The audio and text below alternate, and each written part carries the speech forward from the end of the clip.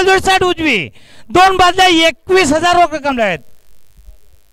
यांना आजच्या मध्ये जोड पाहिजे, लवकरात लवकर जोड द्या.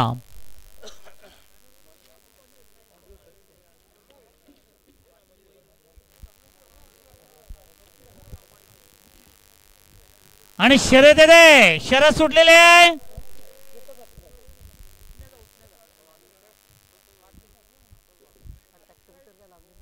बघा पायथ्यावर गाडी येते, बघा पायथ्यावर गाडी येते. समोरचे प्रेक्षक जरा लक्ष द्या.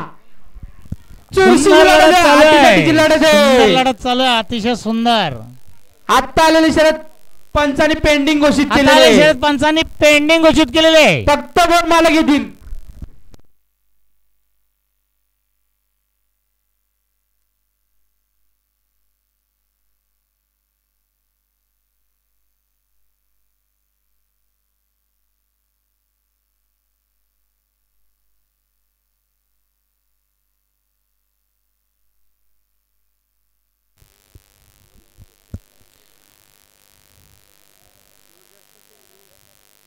बघा मोठा गाव ठाकुर्लीवाल्यांचा चकडा पैठ्यावर जाण्याची तयारीत आहे.